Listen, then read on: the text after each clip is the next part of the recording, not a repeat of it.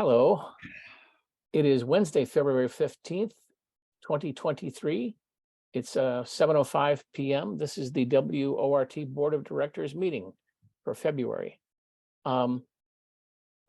We might have some touchy subjects to cover tonight, so I ask you to please be patient and respectful, and we'll get this meeting done efficiently and quietly.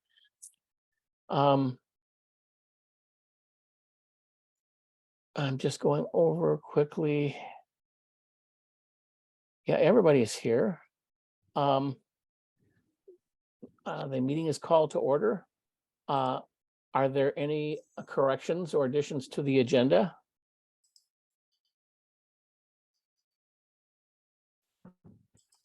Good. Oh, hey, actually, I think I'm supposed to inform the board about resigning from the programming committee so that they can assign potentially someone else to the programming committee. Okay, stand by. My apologies. I just remembered that now. So because I think it is a board requirement, like a board action needed. Mm-hmm. Okay.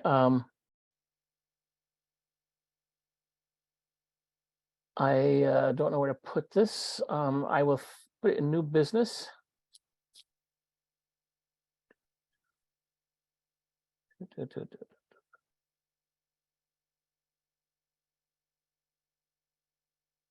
Stand by.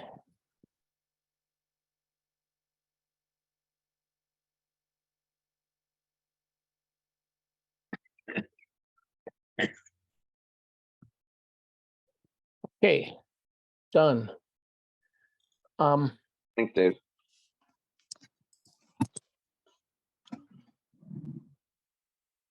Were there any additions or corrections to the January 2023 minutes?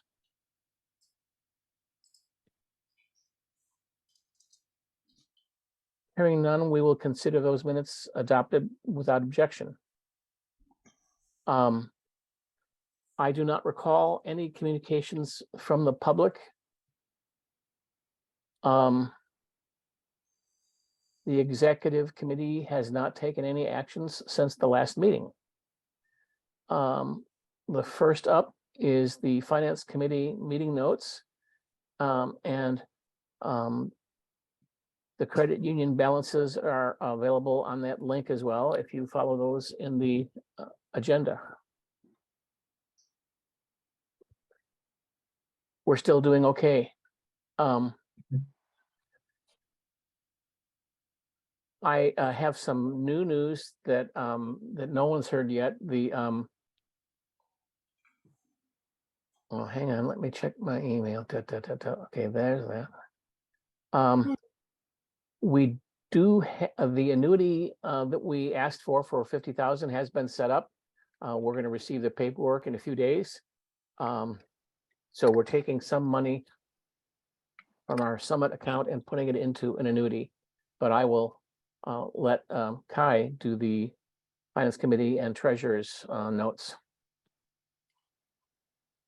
Thanks, Dave. Take it away, Kai. And back to you, Nanchke. Okay, yeah. So the big note from the finance committee, there's a few things I could go over, but the only thing that was required for board action was just the approval of adding Karen Leamy to the committee as a voting member. Our assistant listener sponsored development director. And I do believe that requires a board approval to add to the committee. So that's our recommendation from the finance committee. At this point, and I guess I can do updates afterwards, but at this point, Dave, do we just move strictly to a vote, or the fact that I'm pushing it? Like, I think I'm not supposed to move it, or can I move it and just not? I don't know. You can ask for the vote. I'm asking for the votes. So Karen Leamy is Susan's assistant, and she's going to be attending the Finance Committee meetings now if we approve. Any discussion? I don't know if you all have met Karen. She's great. She's very polite. She's very efficient. I guess I could also add that the finance committee unanimously approved that decision, as well as the staff collective has also approved that decision.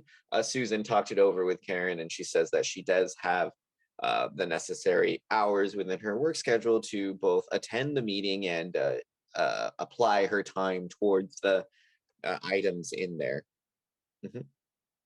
Good. Any further discussion? All those in favor say aye or raise your hand. Aye. Aye. All those opposed say no. Are there any abstentions?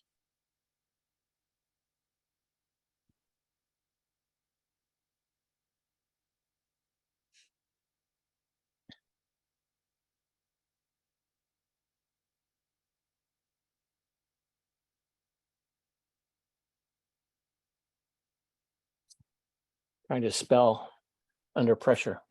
Thank you. The motion carries. Motion carries. Great. To continue on with the rest of that report, two other items I think are of note. One is that there is a discussion with Susan about bad debt. She's going to be sending out a letter to some donors about fulfilling the pledges that they've made from pledge drives prior. Just making sure that bad debt, it doesn't.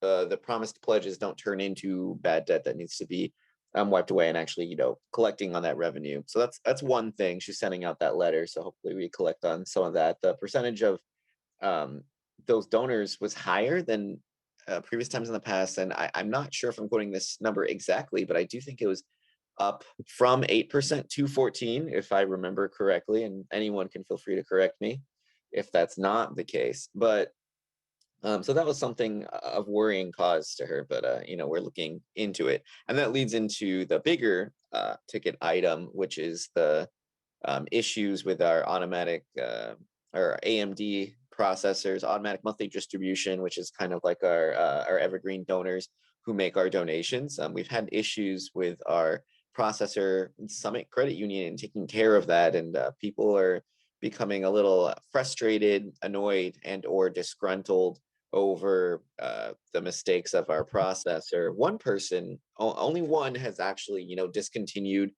their pledges because of it, but that could be a bad omen of sign of things to come if that continues. So we're actively searching for a new processor, and I do believe Dave is talking things over with Summit Credit Union currently too, but we're exploring just talking to Summit and exploring other options with Heartland, UW, and I want to say that Susan recommended Johnson Financial Bank as an option, but those are the big things going on at the Finance Committee. Thank you, and back to you, Dave. Dean.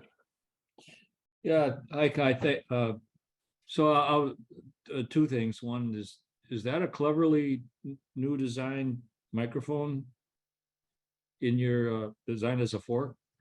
No, I was microwave. I have wings left over from the Super Bowl, so I have to get. Right. So weren't there in the report, didn't you want us to vote on, you guys make it a decision by March to make this change? I was curious as to why that needed a vote, but so that is not a motion you're making to Not to the board, just within the Finance Committee that we collectively, just that we collectively agree on that decision. Or maybe not even collectively, majority of the members of the Finance Committee agree on whoever we move on to next. But yeah, it's a big enough issue that we're taking that to our own hands, doing our own research, and committee action, not a board action. I got it. Yeah. I'll do a better job of distincting those between the reports. I probably didn't read it right. I got it. Okay, sure. Well, we can both you can read them more thoroughly, and I will also make it easier to read. So between the both of us, we'll get it figured out. Thank you. We're good.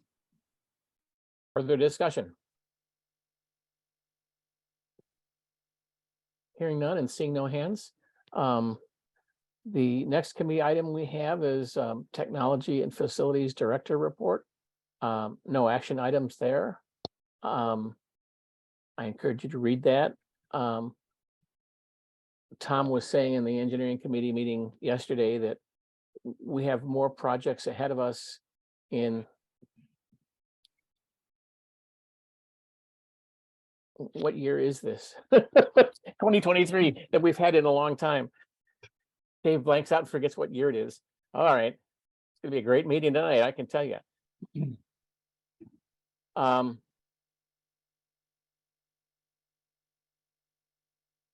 Any questions about engineering or facilities?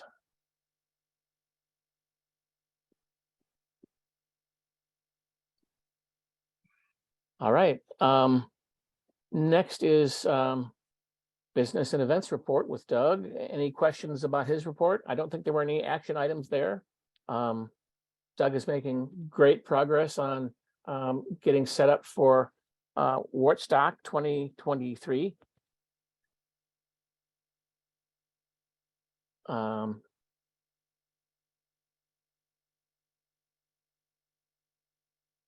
Any questions about business and events? Seeing no questions and no hands raised, we'll go on to listener-sponsored development report with Susan. We have a drive coming up in a couple of weeks.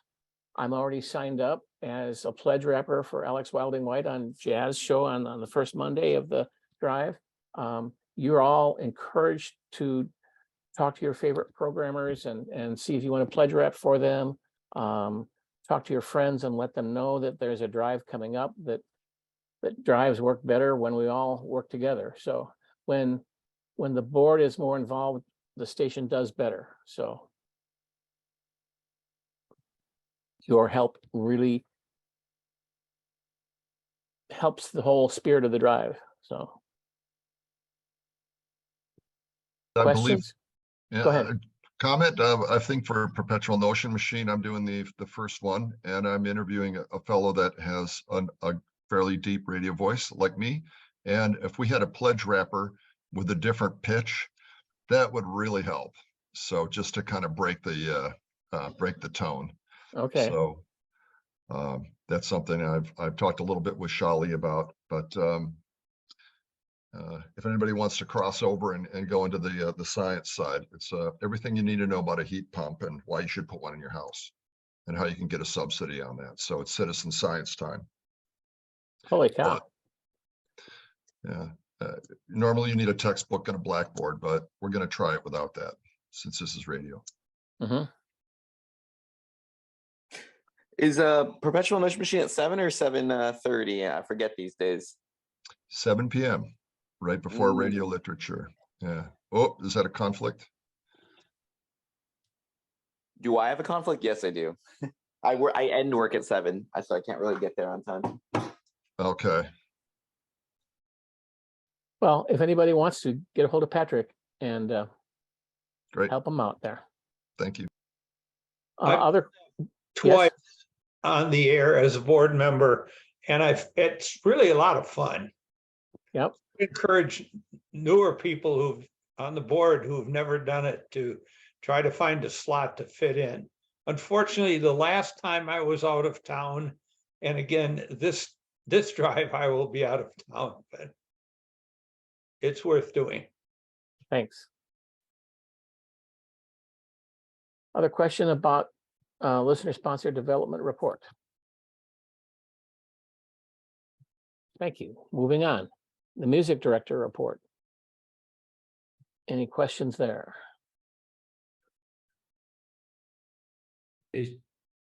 Go ahead, Dean. She mentioned in the report, like, she just locked in a big name band, but then she didn't name the band. Who is it? I'd prefer to have the signed contract in hand before I release that okay. information. All right, Dean. well, I was just curious.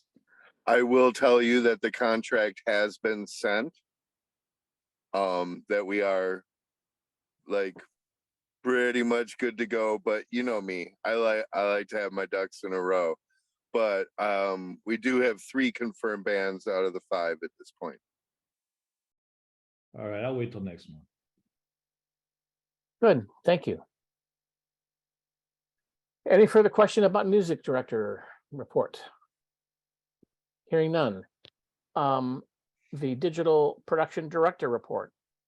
Questions, comments?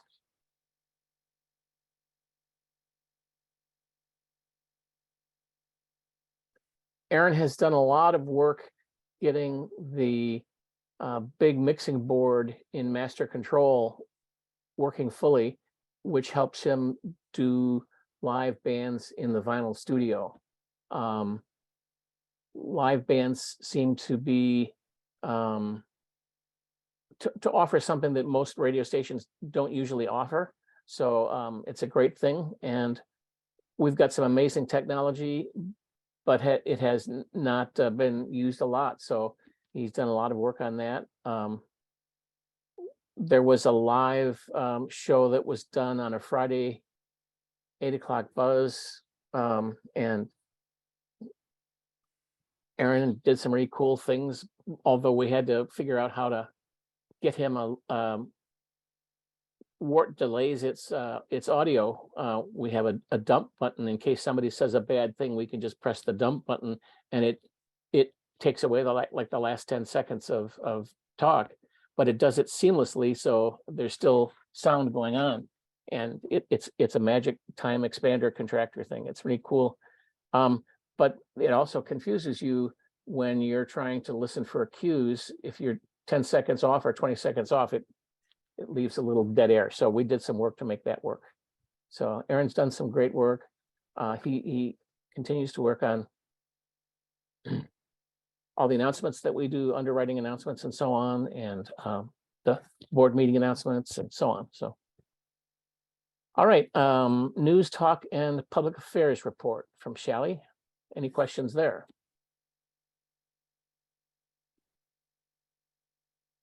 Very good, thank you. Volunteer outreach report with Adrian.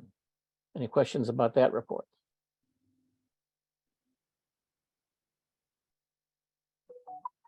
Oh, did we send out the letter yet?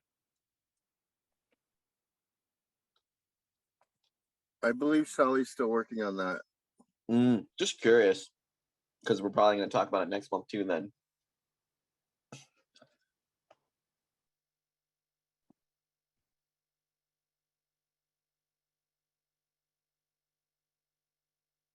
If you all wouldn't mind, those who have your cameras off, it helps us all stay engaged better if we see faces that are live instead of just text names of people. So Here, you can watch me eat chicken wings, Dave.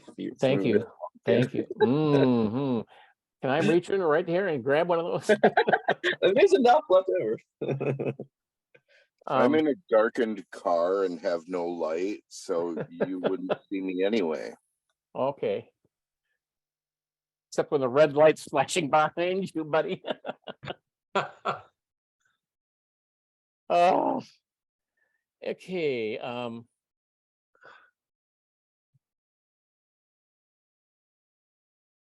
There is no board action required from the DEI work group minutes. Elliot Flowers has left the group. So Elliot did good work for us. Elliot was on the board for a while and on the committee. So next is the mural project. Patrick has a couple of things he wants to ask us about. So take it away, Patrick. Okay, great. Thanks, David. We had just main activities I'd like to really just quickly summarize. We went to the grant workshop for Madison neighborhoods, and they gave us a list of preparation items that we ticked off. Those included networking with our aldermen, our capital neighborhoods, and Bassett Neighborhood Association. So that dialogue has been good, and people are extremely supportive of our effort. So we also had a call for volunteers, and that went out over the air as well as email, thanks to Aaron and Adrian. The main question that, looking at this is funding. So let me just start by saying that it's been my contention all along that we should see what we can do on this. This is an exceptional expense. We are a frugal organization, and I don't want to disrupt and have never wanted to disrupt any of the normal fundraising activities of WRT. So this is something that I've been trying to do from the start. And if anybody hears anything different than that, I've been trying to be careful of that. So my goal has been to try to get an application to the city by mid-year. And I'll tell you all folks that I have a personal agenda on this, and I do seem kind of rushed. I have 3 daughters. I have 1 granddaughter. Finally, a granddaughter's coming in June. David, I think I shared this with you on Christmas. So I've been pretty pushed on this and kind of jacked and wanted to get enough momentum on this project that the mural would become inevitable instead of, put off indefinitely. So just a little personal explanation. So right now, we have the grant, one grant has come up fairly quickly. It's a small grant, and by no means would this cover what is available, the projected expenses for the mural project. And the expenses, if we stuck with the budget by going to DAMA and had them take this over as project managers and community activists, I think we talked last time that depending on the scope of the detail of the mural, it would be 30 to 60,000, and you can probably add another 5 for prepping the building, for cleaning everything up, for the tuck pointing you talked about, and these other things. So this we learned about this since the last meeting, and we went to the workshop, and we're in pretty good shape to do this. Interestingly, they are inviting us to do a video and post a video online. There's about 10 questions, and they would like a 10-minute video. So it's fairly fast, and with the other activities, staff is pretty stretched. And Shali said, if you can shoot this outside and answer the questions, then we can cobble it together on Monday before it is due. So I haven't launched into this any further than this because in our last meeting, it was noted that there's board formal approval is needed before you go to before you go out to pursue any funds.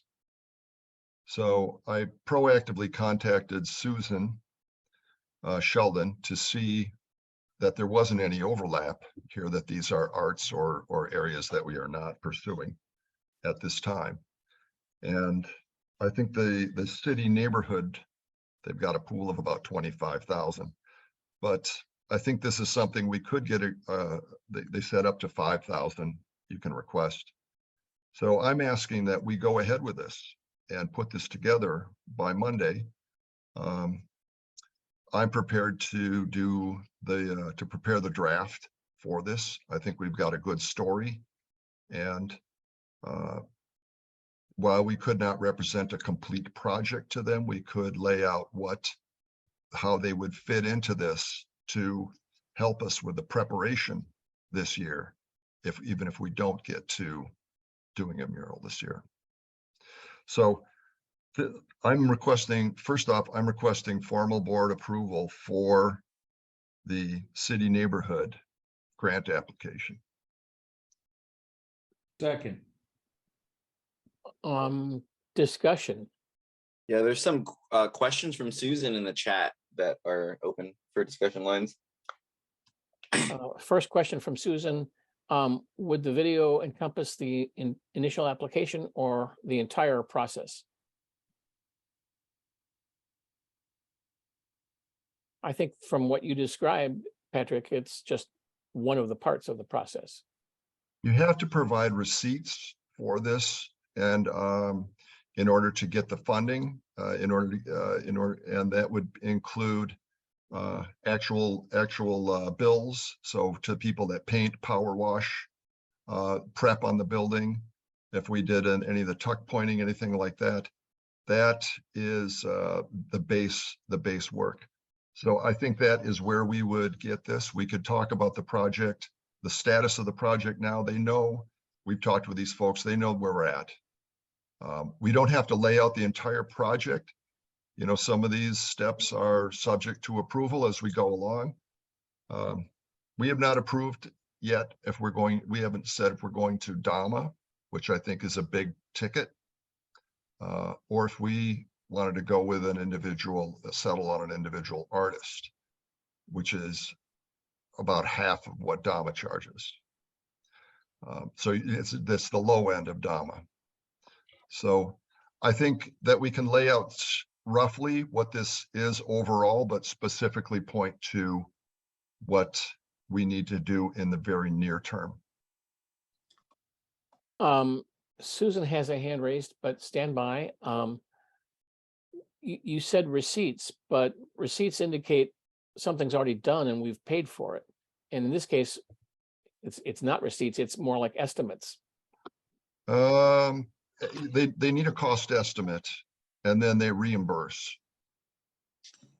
I believe that is the procedure. I'd have to look in exactly to see exactly what how that is, the machinations of that.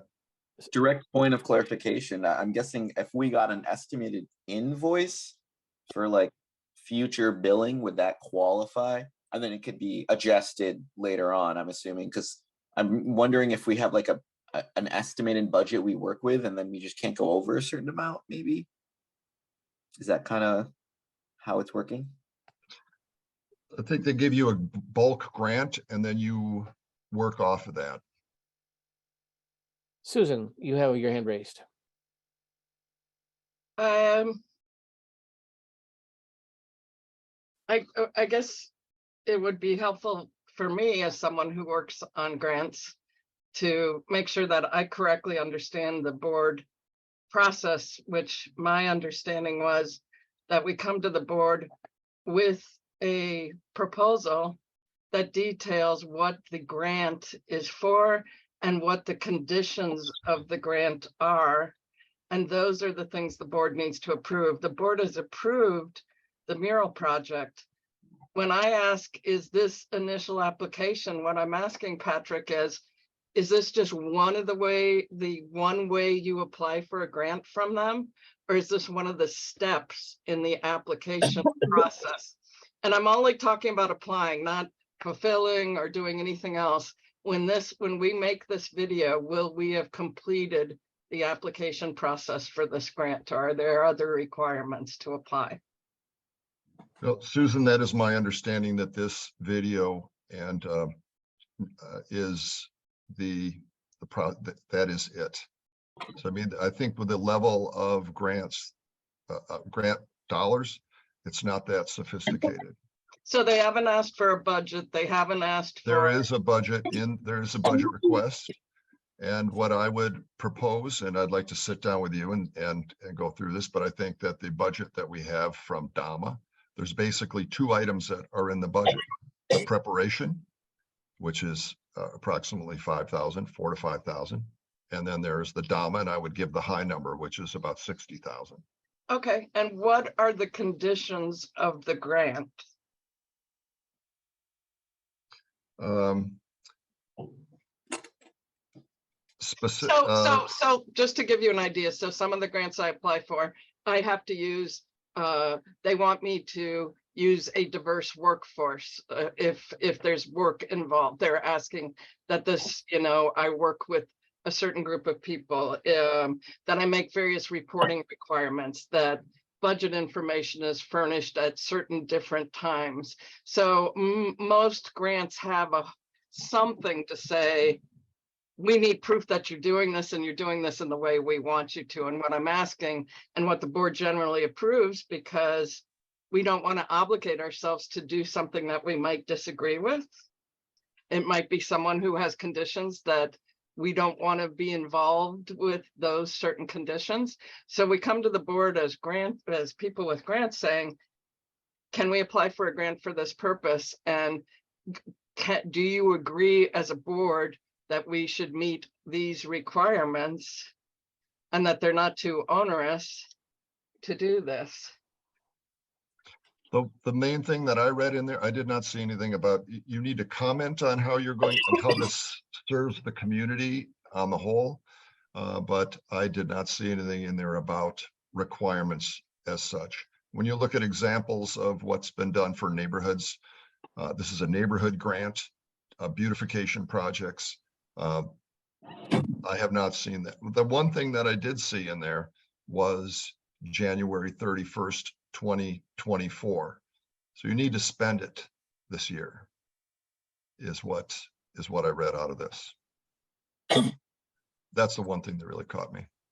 Okay, For so me, there's no requirement to even prove that you've finished the mural, or usually You have to submit some pictures to show what you've okay, done. so all of those are requirements, and I just want to make sure that as part of the process, we do what I do, and if I want to submit this, which is a list of the requirements to the board, so there's an understanding of what you're committing to. Spending the money by January of 2023, providing pictures of completed work by 2023, or that we're in the process of it. You know, all of those are things that I believe the board, you know, needs to understand in order to commit to something. And I'll cite, and I'll lower my hand. all right. I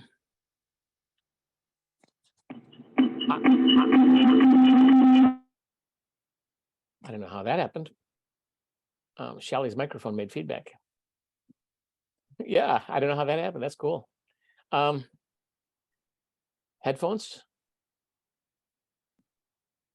It's all covered now. Oh, okay. It doesn't feedback now. Okay.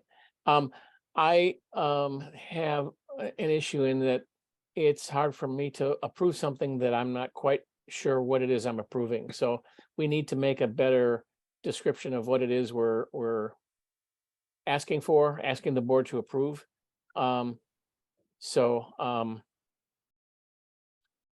Laura just posted to the chat.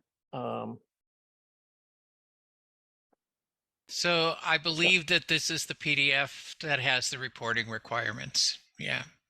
And Shelley also put them up. So I joined the meeting to give you the guidelines, and it has reporting requirements in here. So the final report by 2024 and the photographs. But just to repeat, the deadline is fast approaching. So I think we have to do this now if we're going to do it. That is right. And, you know, I apologize for the way that this is rolled out. This is something that has come early. I got to say that I think that it's important to have some seed money, something to get rolling. I think no matter how, there's another grant that comes up in March. Given the discussion we have here, I can't see how it could possibly do a board, a review or prepare for that. It's our next board meeting is the day that it is due. That is the arts grant. But if we were going to pull this off, I think that we have to kind of break a paradigm and go into a different place, and that is to approach local businesses. And I don't know that we've done this much in the past, but I think this is in talking to Capital neighborhoods or Bassett neighborhoods,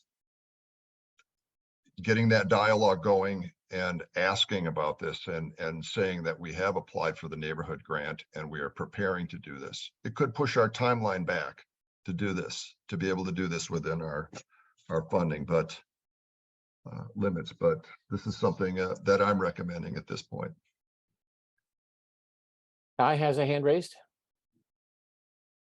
Hey, Patrick, and Dave, I guess at this point, would it be okay if we got board approval for the executive committee to approve the application as Patrick moves forward? Like, Patrick got a bunch of good information tonight about, you know, like listing the reporting requirements and, you know, getting us that link and then making sure the application's turned in. It sounds like we're not going to have time before the next board meeting, since it's due on the date of the board meeting, or maybe it was the day before, but can we make this something that takes executive approval? Because then he would just need to send us the application requirements and work with the required staff.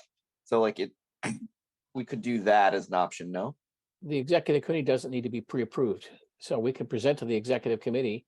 And then the executive committee makes a decision in lieu of the board, and then the board reviews that decision at the next meeting. Okay. Well, okay, I keep having questions, but I'm going to stop and let other people ask questions first. Other questions? Can I just clarify what that discussion was about? Now, Kai, are you talking about this? There's a city arts and I think I Madison City confused- Arts, and I there's confused Madison in the neighborhood. The neighborhood one is something that I think we could put together.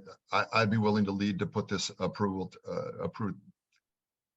to send this to submit this and to work, Susan, if you have the time to do this in the next couple of days somewhere, to go through the responses to tap your expertise in this and your experience in this area. I didn't understand the deadline. I think I was confusing the two of them. The other one is the city arts. And what I'm saying is, from what I'm hearing here, that one's coming up very quickly, and I don't know that we can make it. Many questions. Dean was next. Okay, I don't see why we shouldn't, given that it's due on Monday, that we shouldn't get this grant in. And the other questions can unfold as they come, because just because we turn the grant application in doesn't mean we'll get it. But I don't think we should pass up the opportunity to get a maximum of 5,000, maybe less, but that would be a good start. And just to remember, the details of this will come up if we get it, and then there'll be plenty of time to get all that together. But the timeline is that it's due Monday, and there's 10 questions on a quick video that we'll have to put together. And I think Patrick said he would take the lead on that. And so I'm all in favor. Let's do it. And then even if we do get it, we can decide not to accept it if it doesn't fit what we want. But there's money on the table there. Let's try to go get it and see where, and then we can, the answers to some of these other things, which you clearly will not be able to answer today, we can answer shortly. But I'm all in favor of turning in the application with the hopes that we get it, and then we can answer all these questions if we get a positive response. Thank you, Dean. Susan and Stu and Laura. So Susan next. I don't think that grants are so much an occasion of no harm, no foul. When there's when we submit for a grant and then we later withdraw for that, that can hurt us in future applications for grants. So I just want to make clear that not only are we concerned with what's going to happen with this grant, but we're concerned with how we appear to people that there might be future grants from. But what I really wanted to point out is, if this is indeed the thing that you guys link to, as I'm reading, what are the grant program terms and contract requirements? Is this the correct document, the link? Because it says projects must be free, accessible, and welcoming to all. Grantees must not charge anyone to either use or participate in the project, which would appear to me, I mean, insurance may be required, all of this stuff. Why authorize something and then subsequently review whether we're willing to comply with something? That seems strange to me, to not read the fine print of what they're requiring and later say we can just pull out of this if it's going to be too much for us. And I'll leave it at that. Thank you. Next, So Stu. that's not, that, just to be clear, that was not what I was proposing. No, to no, pull out of no, this. I'm not talking to you, Patrick. I'm not Okay. speaking of that. All right. Stu? Two things. One, I do not believe a quality application for the city grant can be turned in at 4:30 on Monday. I don't think that's possible. And secondly, I'm very much against utilizing Susan's time days before a pledge drive for something that is not within her normal responsibilities. I'm very concerned about that. Thank you, Stu. Laura, did you have your hand up? Yes, I did. I just wanted to point out, one of the things I noticed was what types of expenses are not covered by grant funds. And the first one is routine maintenance. I'm thinking things like tuck pointing might be considered, routine maintenance.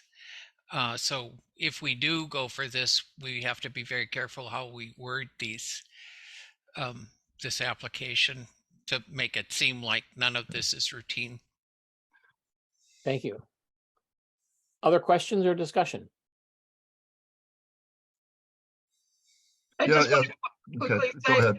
Sorry. Patrick, I really appreciate your fervor toward this. As anyone who I've ever spoken to knows, I hate the mural on our building.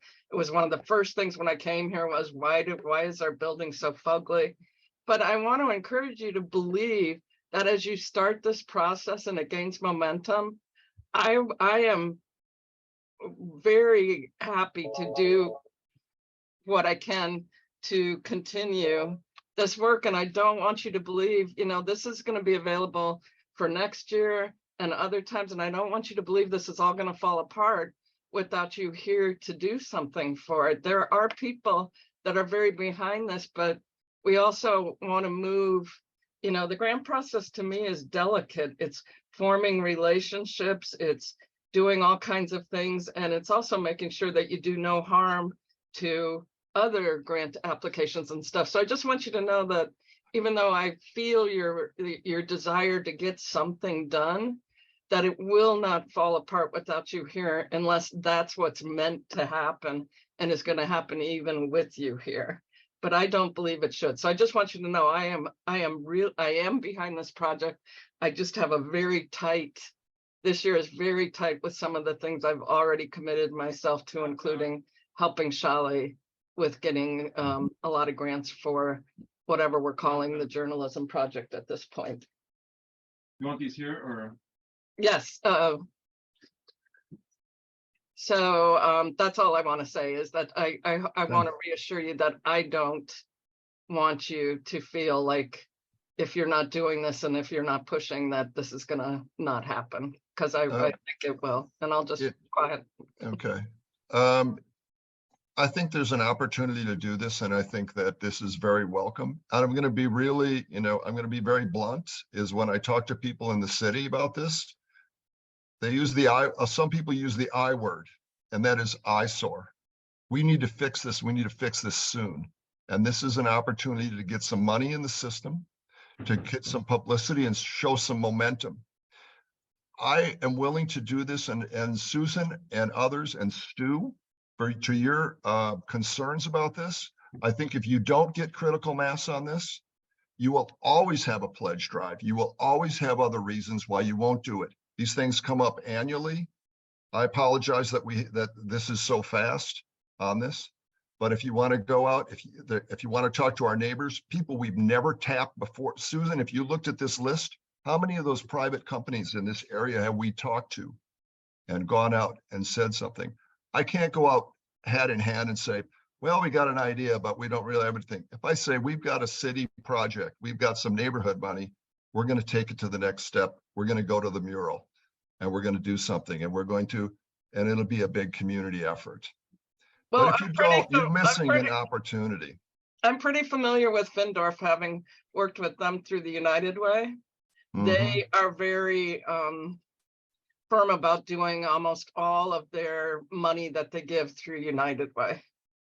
that's how they support things. So I can tell you, for instance, that that's what I know of Findorf, that they don't have a private foundation, that they don't do grants through that they have chosen to make their sole charitable work through that. Now, do they find it a sufficient eyesore driving past our building that you could ask them? Maybe, but I'm just telling you ahead of time, if you ask me what I know, that's what I know.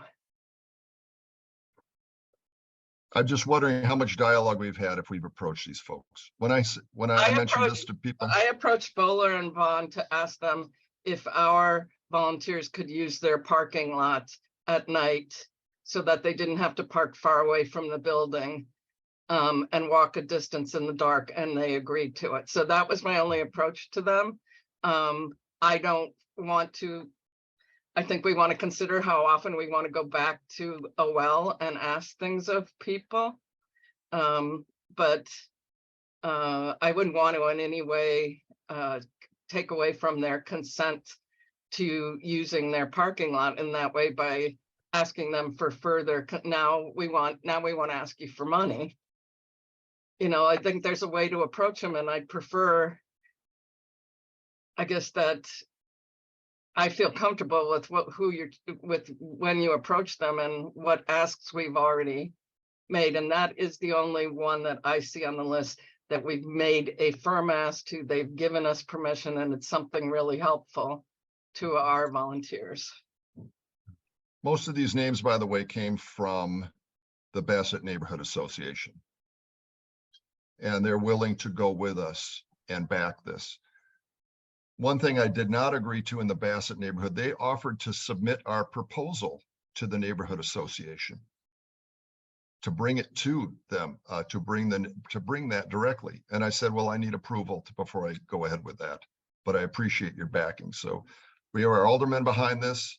We have the neighborhood association behind this. I'm asking the board to do this, and there's fine print, and I'm sorry I don't have everything written up properly for this, but that's my ask.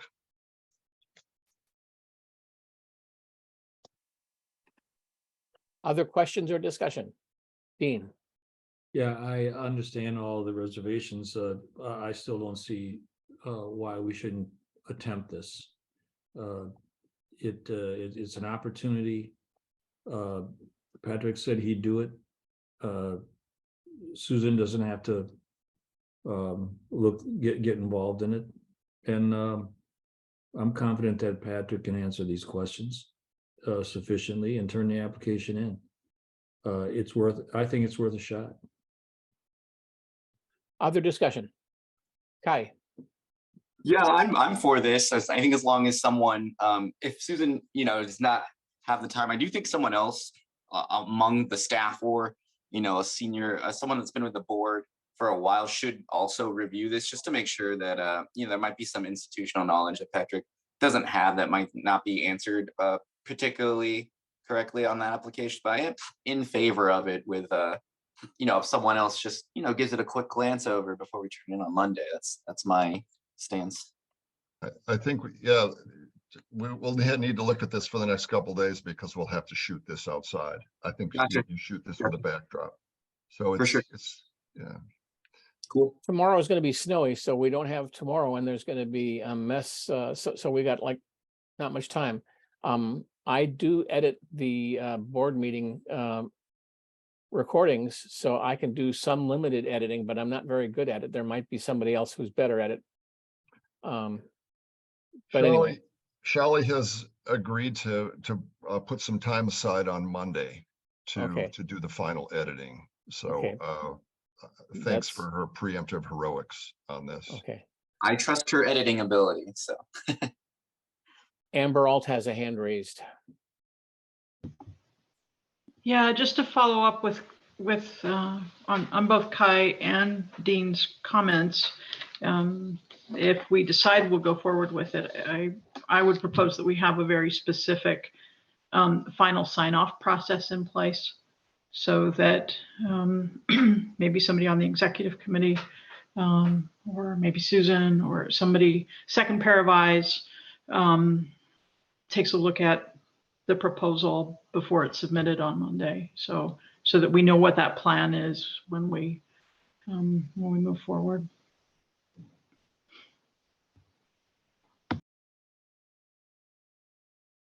Thank you. Other questions?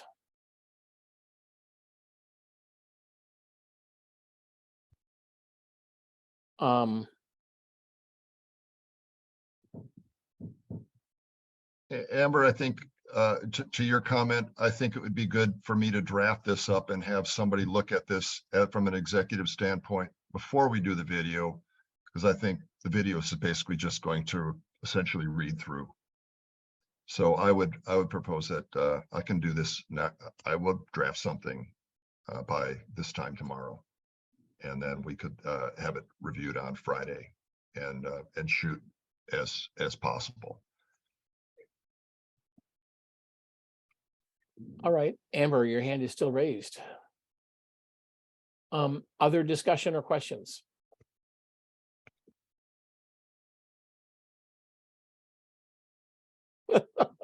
Susan says, if you do a video, make sure you show the building. Most persuasive thing you could have.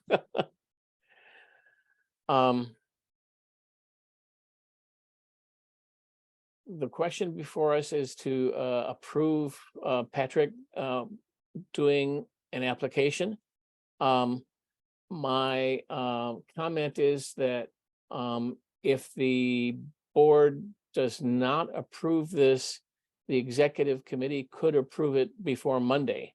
So, but I don't want to, I don't want to say that's the way we should do things. I don't want to put words in anybody's mouth. Stu. If you mean the phrase, if the board does not approve this, to mean the board reject it, the executive committee can then take it up. I would be very much against that. I would be, I mean, the executive committee can act in the absence of the board being able to act in a timely manner, but should not act in a way to countermand what the board has done. So I'm not sure if I misinterpreted what you said, but I said it incorrectly. Okay. If the board tables the motion or puts it Okay, off okay, for the fine. approval, for the later approval of the executive committee is what I'm saying. Yeah. Kai. Muted, Kai. Can I just make an amendment to this? Just saying that motion to approve Patrick's plan to draft this proposal with the approval of the secondary pair of eyes. Is that implicit in that motion, right? That someone's going to review it, like pending that someone says that yes, this is adequate enough of an application to send off on Monday. Like that's just the point I want to add to that. Like a reviewer, essentially. I think that's kind of clunky. Well, okay, yeah, but we're gonna clean that up. Yeah, something along those lines in the final. Yeah. Other discussion?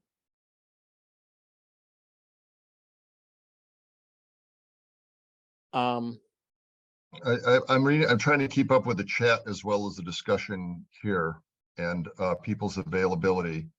And I said that I could have something ready within a day here, and I don't know that. See, I know Shali is probably not available to do that. She's booked up on and. So if we put it out as a Google Doc, then other people can make suggestions to that document. So you can have a number of people looking at it. I would certainly be willing to look at it and add my 2 cents worth in here and there.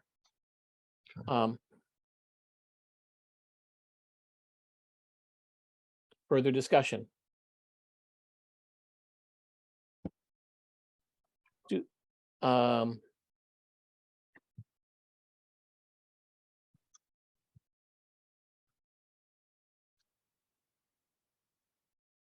Susan suggested allow staff to comment on, suggest on the Google Doc. Yes, definitely. If there are no further items to discuss, we are going to have a vote. Further questions before we vote? Can you read the motion before we read that?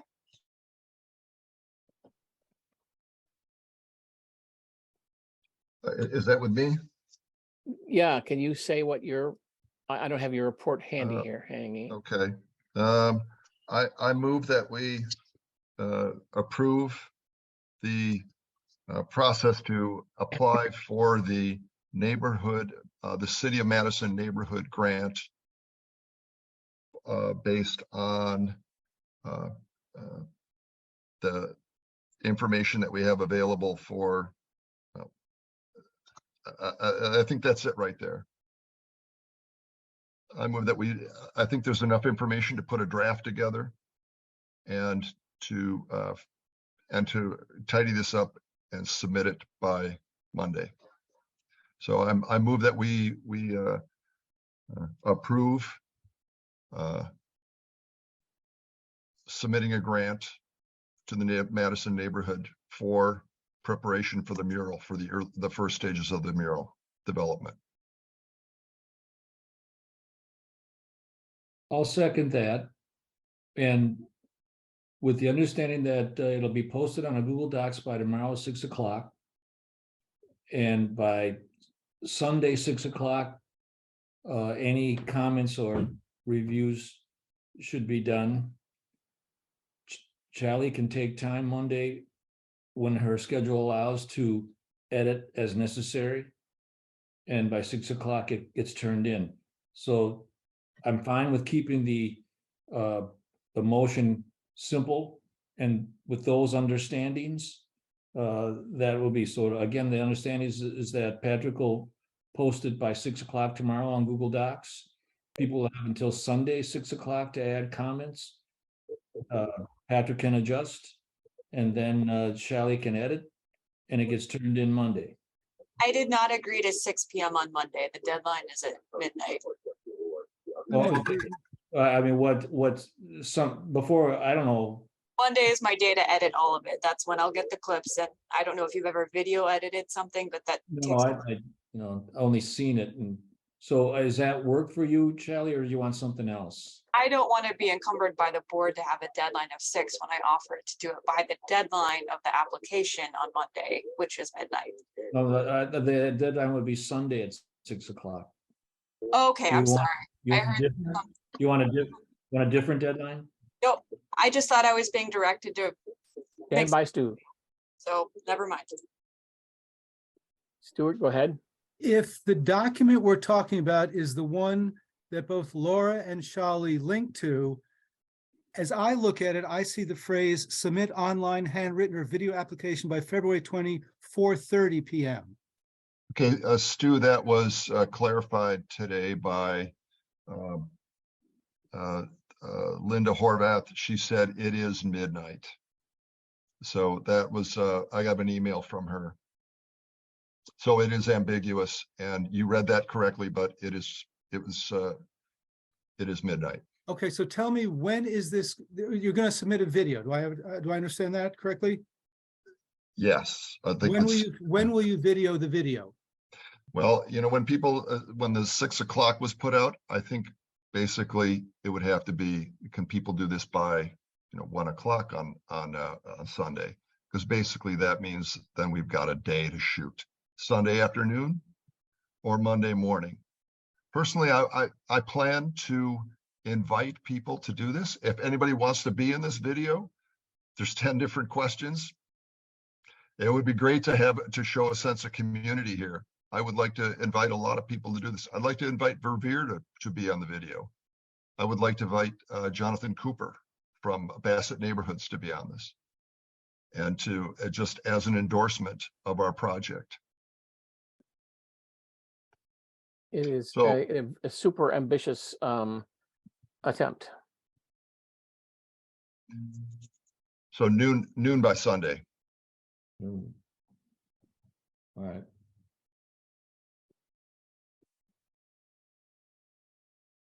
So if there's a pile of changes that we got to make and all kinds of, then we should have it even earlier. But Susan, I see you're not available until Sunday morning.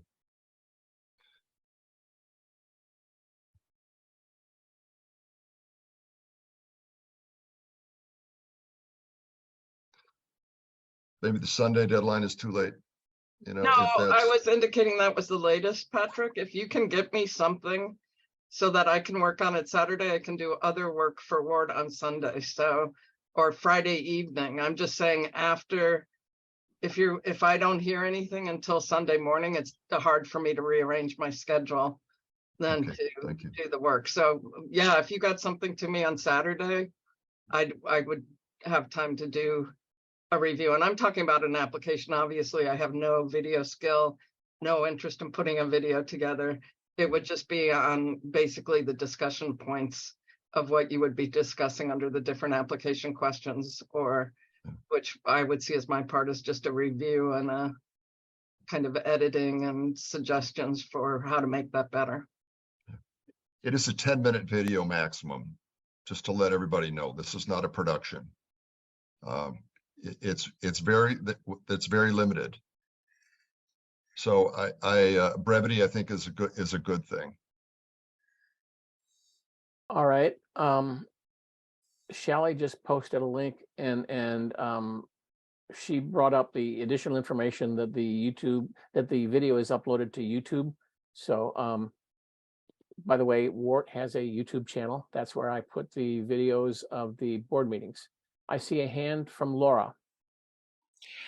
I was thinking that we're kind of hung up here on a motion, and the motion has kind of become quite involved. Possibly we could do this planning, this timeline on a Google Doc to set the schedule and you know, micromanage this whole thing. But let's just take a vote as a board as to whether or not we want to proceed. What is it? What do people think about that? I agree. I'm ready to call the question. Go ahead. All those in favor say aye or raise your hand. Aye. Aye. Aye. Aye. Aye. All those opposed. Good grief. Zoom just told me that I raised my hand there. That's interesting. It detected it. Are there any no votes? Stu votes no? I'm not sure what you're saying, Stu. You're muted. You asked for no votes. I raised my hand. Okay. I record Stu as a no. Are there any abstentions? The motion carries. The second part of Patrick's report. Oh, where am I? It is so hard to. Oh, there's some. I had some. You wanted people for the committee. We did have respondents. You can count them on your fingers. Actually, there's not a huge number. I don't want to name all these people individually. I think last review or last board meeting, we said that these would be approved by the president. David, can I talk to you offline on these? I've got several candidates, and that's fine with me, but I'm not sure if the board is comfortable with that. Any objections, any issues, questions? I think this was part of the motion originally raised by Kai, is that the makeup of the team would be approved by the president. Okay, we'll go for it. So I think this has already been decided. Yep, good. Thank you. I'll just say the core team. I mean, there's myself. There's Shally is for the staff. Jonathan Cooper. He's got some health concerns, but he's willing to help out now until April. And he'll appoint somebody from the Bassett neighborhood. So really, these are people from the community, past board members, or people that are associated with WORT as listeners, volunteers, etc. People in the community.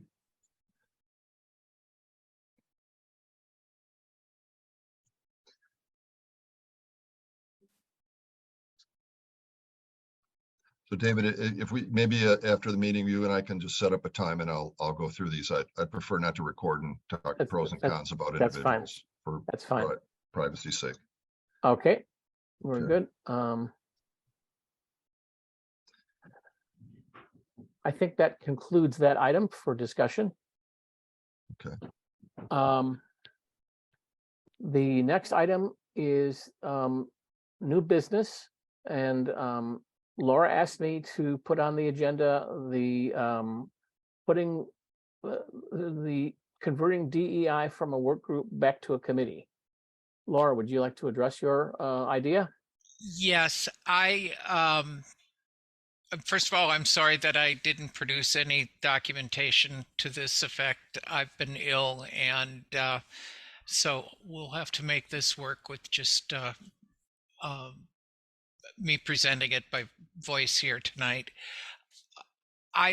What I'm referring to is our original discussion, which was back at the November meeting, where we were going to reconsider the status of the diversity, equity, and inclusion work group. And we had moved that we were going to form a committee in addition to the work group, and that it was going to be reconsidered at the February meeting. In other words, I think Kai tabled the motion until the February meeting, if I recall correctly. So I'd like to call that now. I believe the well, I'm not sure exactly, because we'd already proposed the motion, and maybe Stu could help me as to what the proper motion would be today. But I'd like to take action on the formation of the DEI committee that we spoke of last November. Thank you, Laura. Discussion? Susan posted to the chat from the DEI February board report, which is in the document here. The work group affirmed their belief that the work group, the inward facing part of the DEI efforts, should continue to work on the WORT volunteer survey. They have postponed discussing what an outward facing DEI committee would undertake until we complete the survey. I would agree that that's also true. That is definitely true. The thing is, the motion from November would not, would still allow the work group to continue working on their survey. I don't see them in conflict with each other. The only issue was that we right now we're really trying to buckle down on the survey, and in order to have a committee outward facing, part of the discussion that I know you had mentioned as well is having some sort of a guideline or a discussion about how that would look and what the details are. When is it going to meet? What are the guidelines for if someone does get out of line, so to speak, from the public? What are your guidelines? And we haven't had a chance to address the formation of the committee portion yet because we've been so focused on work groups. So I just think we're just not right quite. We're really just not there yet. Would that even be the purview of the work group? That's the purview of the board, I would think.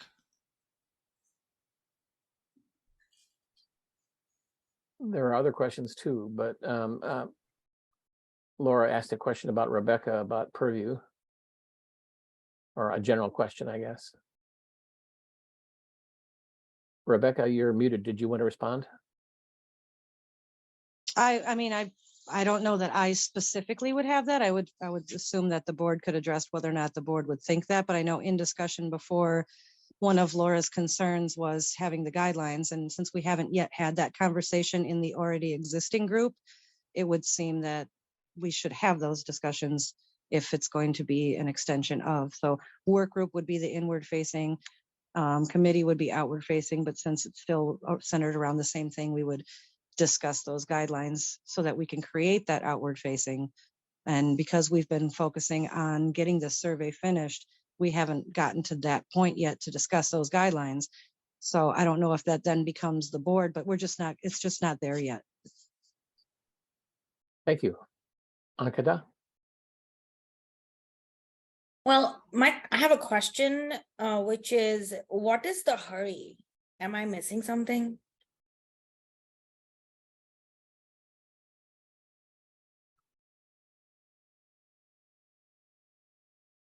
Is that question directed at anyone?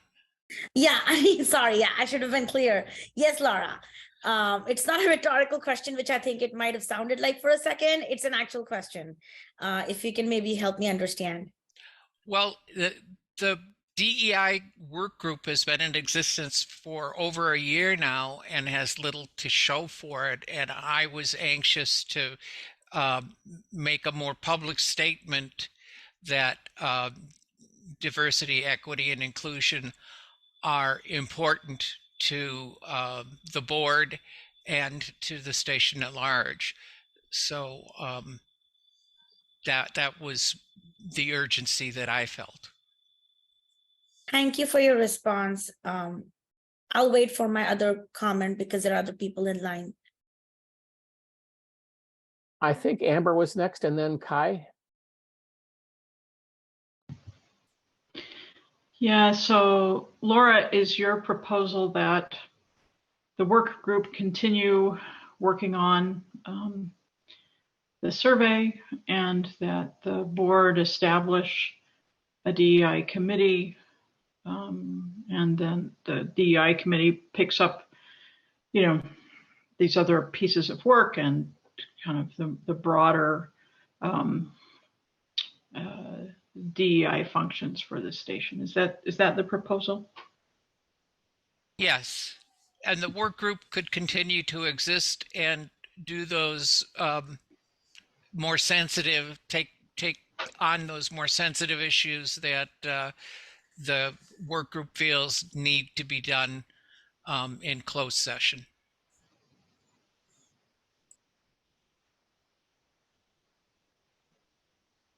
Okay, I think Kai, you're next. Yeah, question to the group. I ended up having to leave that meeting early, but how far along did we get at? Are we more than halfway done through the review of the survey that we've agreed upon? Like, what's the progress meter at? There's two questions. Okay, There's sorry. two questions left, and other than the request for a zip code. So there's two questions left in the survey. We did spend over 2 hours on the first question before unanimously agreeing as to how we wanted it worded. But the rest of the questions, I hope, won't prove as difficult, the final two. Sure, yeah, it does seem like we are. So just to read, I don't know, establish what you've said or just restate it. We're very close to being done, it sounds like. So we'll be able to focus on other issues potentially right after that's done. Is that a accurate statement? Yeah, obviously we'll be able to focus on other things besides the survey. I hope after our very next meeting, I would like to, I think all of us plan to resolve the wording of the final questions on the survey. Perfect. Sounds great to me. Thank you. Ankita? I was gonna actually say that because Susan and DEI work group is now towards the last two questions, might as well give them the space and time to do all of that and then move on versus kind of rush them or leave them not having done the entirety of it because they started it and I'm pretty sure they want to complete it. So I mean, pushing this just a little bit ahead wouldn't hurt. In my opinion, racism is still gonna be here. Sexism is still gonna be here. It's not going anywhere anytime soon. So, yeah. Laura is not proposing to end the work group. She's proposing to. Yeah, to do that's both. what I meant. Yeah, that's what I meant. I apologize for Okay. I said it wrong in my agenda, but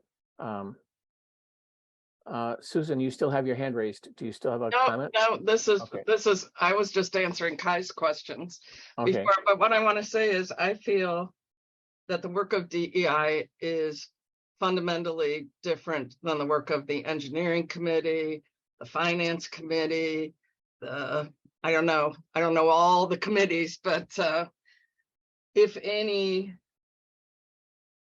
I mean, I would think that a little bit the personnel committee does some things similar to what DEI, and I would like you to give us the chance, the DEI work group, to pose the questions that we're concerned about with the creation of a committee. So right off the top of my head, my question is, my understanding is, how is the board going to deal with us bringing people forward, some of whom, for instance, have expressed interest in joining the committee, whose viewpoints have been rejected by WORT before as being something we don't want on our air, and that we do not give them permission to talk about on their air. So you know, there are questions that if you give a month to put together, we can say, these are some of the things we want resolved before you say, you're a committee now, and you have some direction on those things. So I'm asking you to give us a chance to wrap up the survey and say, while doing this work, we have become aware of a number of questions that we want to pose to the board, that as you consider creating a committee, you also consider, how are you going to answer these questions?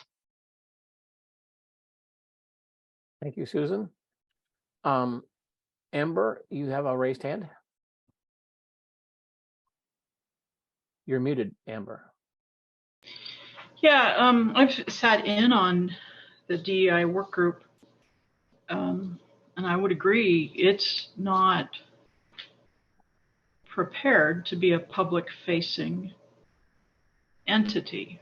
And I understand that folks on the work group have their own questions and struggles about how to do DEI work. But that doesn't mean that we shouldn't have a committee. So the difference, right, between a committee and a work group, as I understand it, work group has specific purpose, but also it's been doing that work in a way that prevents any public engagement. And the very nature of diversity, equity, and inclusion is to be open and welcoming. And there are those of us who have done this work and are not intimidated by the possibility of people who have different views or comes from different backgrounds who want to engage with the station, engaging with the station. And I appreciate the point, like, what's the rush? You know, it's only been 40 years, but at the same time, we're behind.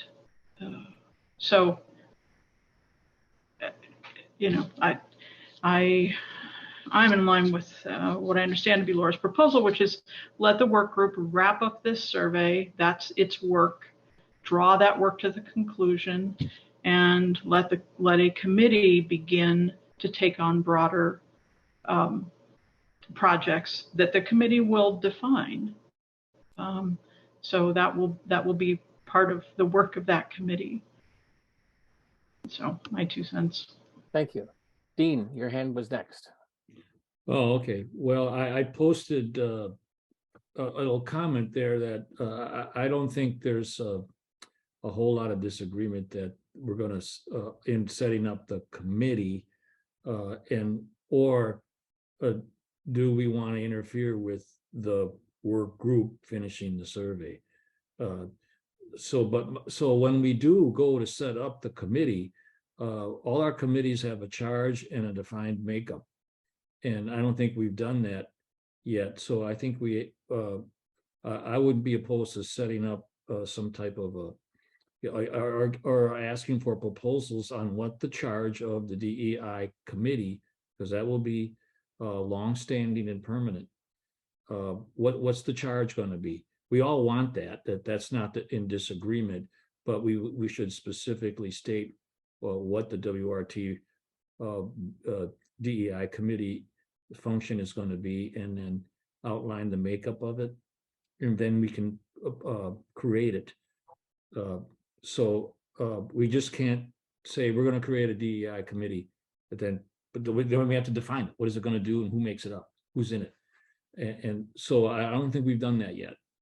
So I think we have to do that first, and then we go on to establishing it.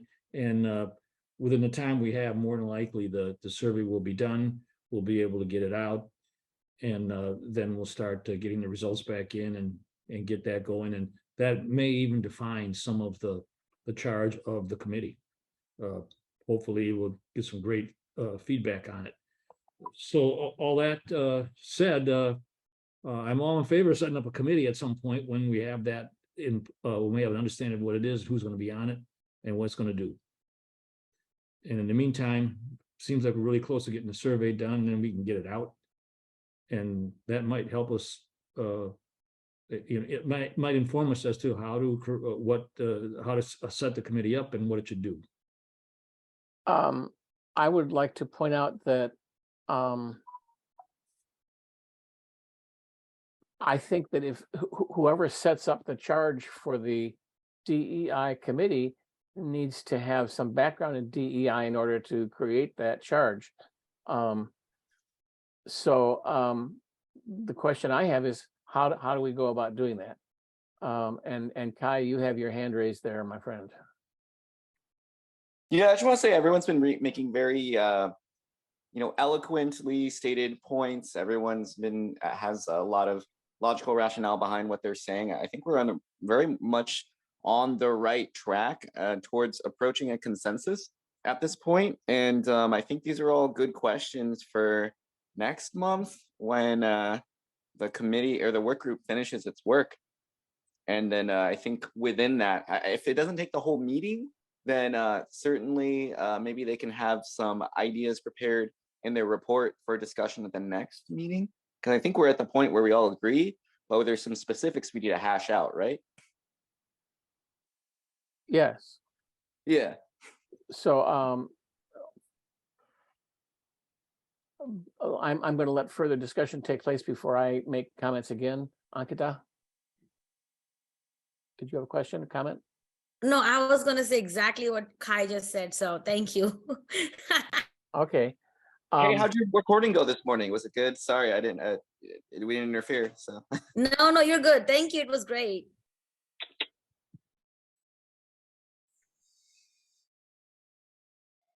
Okay, Laura has a hand raised. I'm not sure I understand exactly what Kai had just said. Is there a definite endpoint to the work group's survey work? I don't know that there is one, which is why I wanted to proceed with the establishment of the committee. That way, however the work group finishes their project, we can accommodate that. But I didn't want, if it's only one more month, I can postpone my, my angst here. But I don't want to see this be, I want a definite endpoint. Okay, Doug, you have a hand raised. No, I haven't talked a lot tonight. I figure I'd pipe in. Thank you. Yes, all I'd like to say is that I personally would like to see a list of goals, achievable benchmarks for such a committee before that committee is formulated. I agree with Dean in that sense. Let's move forward. Let's move forward on the formation of what that committee is, and then let's vote on creating it. I don't like to fly into things blindly without knowing what the goals of a committee are. And I think that the work group that exists now is full of people who have that knowledge. Many work in those areas already. So I think a lot of good information can come from that work group once the creation of the survey is done and it's out there. So I don't see why it can't be progress as it's happening, the way it's going now. But I am really uncomfortable voting for the creation of a committee when I don't know what that committee is going to do. That's it. Thanks, Doug. Laura, you have a hand? Yeah, I don't see why the committee has to await the permission of the work group to establish itself. And I don't know what the we can set goals, but to say that they need to be achievable goals, we might fail at some things, but we have to try. And this is especially true with DEI. A lot of these are very difficult goals to achieve. So, and I just think some of the wording around this, we're setting up unrealistic expectations. My main concern is that we've been doing too much of this behind a curtain, you know, kind of shrouded, and people aren't aware that this is something that the WORT is concerned about. And I know that I've heard people discussing this for years and years around the station, and I'm anxious to get busy on it. Ankita, do you have a question? More like comments, which is, I totally agree. Like, I also feel uncomfortable making a committee that I do not really know what their, for example, powers are, responsibilities are, their purview of work is, what we're expecting them to actually do. You know why I feel nervous? One, because whoever then ends up in that committee, we will be setting them up to fail because they wouldn't know what is expected of them because you don't have a clear understanding, right? Two, that is how we create more drama and more fights for no reason, because people won't know what is what's expected out of people, and people will never be on the same page. And I feel like before we create a committee, a different committee, we need to have these deep conversations, which cannot happen tonight, which cannot happen in a half an hour or just like right away at this point, in my opinion. And secondly, I don't know if I would agree that the work that DEI work group is doing right now is like behind the curtains. I don't know, that word makes me a bit uncomfortable because it sounds like they are hatching a plan for world takeover. They're not. But I feel like, I'm pretty sure if somebody wanted to know what's happening in that committee, in that work group, we'll be able to find out, and it's not a secret society, I guess. That's it. Thank you. Rebecca, did you have a comment? Yes, I was just going to confirm that no, it's not under a curtain. But I think that in this particular case, when all of us come together to work on the survey and seeing that it's taken, like they said, 2 hours to go over like the first couple questions, it's because of the diligence and the care that we're putting into it. It's not because we're hiding anything. So I think that in creating a DEI committee, that diligence and that care should also be taken into consideration when moving forward to create it. So I think the idea that Dean was talking about, how let's just get some more information together here, let's put a charge together, like Doug had mentioned, like let's not jump into something so fast, because if that was the case, we wouldn't have put that much time into the survey, including Laura and Amber and Susan and Adrian and everyone together talking about it. If we're using that much care in the work group, we also need to use that much care when creating the committee. So I agree that we're not basing it on the completion of the survey, but because we're so close to at least that portion getting done and getting out to be released, that part of it has pulled us away from having these communications about what's the charge, who's going to be on it, what does this look like, why do we need this, why is there a rush, you know, answering all of these questions. So I think since we're putting so much time and effort into making sure everyone's included within the work group discussions we've all been having, we should also put just as much time and effort into the creation of a long-standing committee, just like Doug was mentioning. No one's saying we're not going to do it, but I agree, if it's rushed, it's not going to work. It's not going to end up to be, and it's a lot harder to pull back from something once you've already established it versus just saying, hey, we might need it, but tell us more about why and tell us what it looks like and what is the plan. Those are the things that should be presented to the board before just saying, hey, let's vote now, because we don't have all of the pieces together. So that's my point. Thank you. Amber, would you have a comment? Yeah, several months ago, the board approved the establishment of Diversity, Equity, and Inclusivity Committee. Subsequently, we gave deference to some distress on the part of one staff member. But we also agreed that we would revisit this, and we asked that committee to wrap up its work by February, at which point we were going to reconsider this. So here we are in February, and I share Laura's sense of urgency. I also have a sense of confidence that there were 3 of us who volunteered to be on that committee.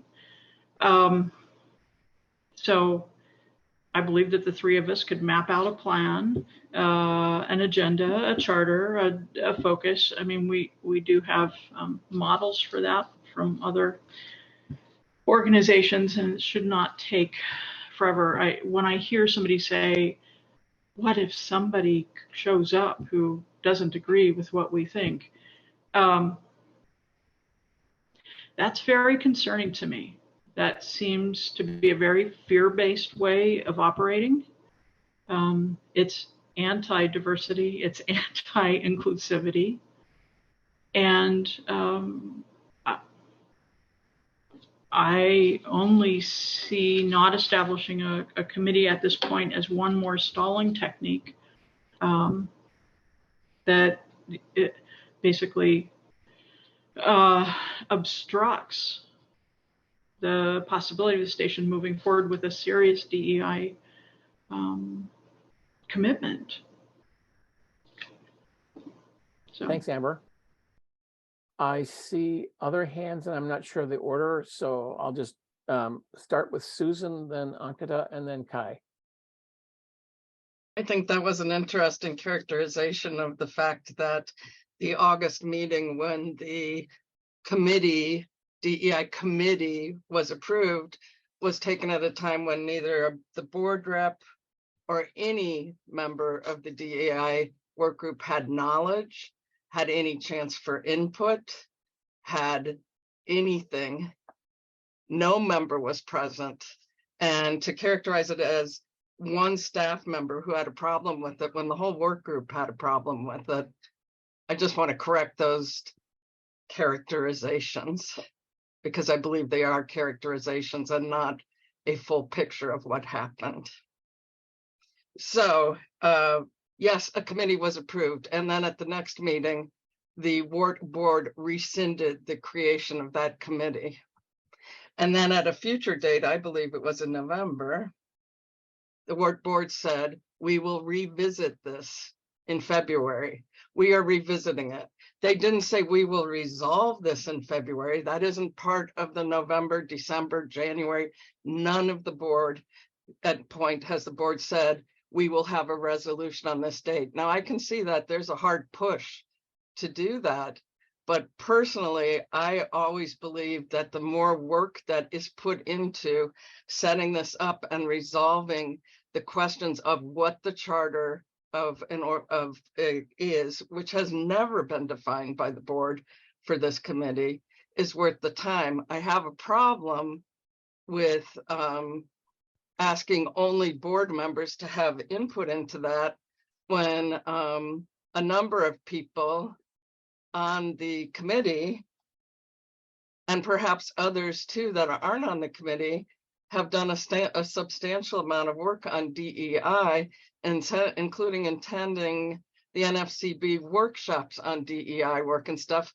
Why would, my question would be, why wouldn't this just be open, the creation of the charter be open to people who are interested in working on it? But mostly I would like to leave with the board the idea that none of us have attempted this, creating this. I think it is a board and DEI work group effort of defining that. I'd like to see the work group have a shot at creating some of the things that we have become very well aware of while we've been working on this, about the pitfalls and, for instance, even calling questions and saying, how long do we need to discuss something before we call a question on it?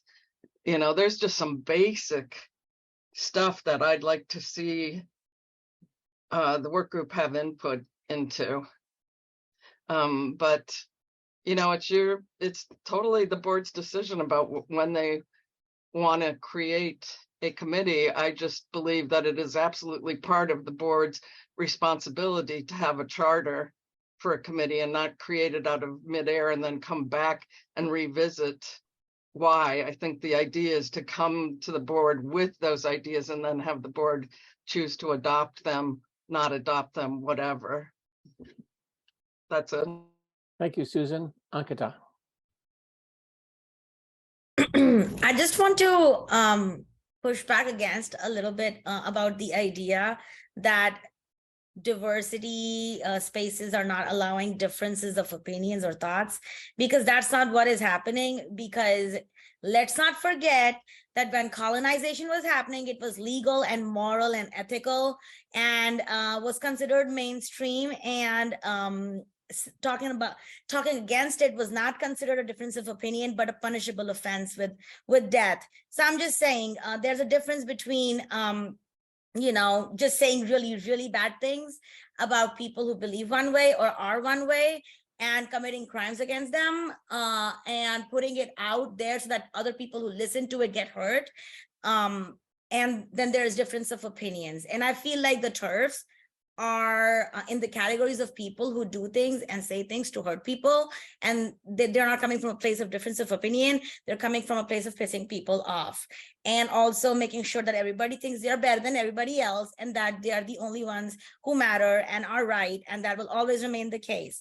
And also their beliefs come from Christianity. So are we a Christian radio station? Because if we are, I'd like that, kind of in the topic, in the agenda item next time. So yeah, sorry for my little bit of a rant, but I just really got riled up because being transphobic is not a difference of opinion.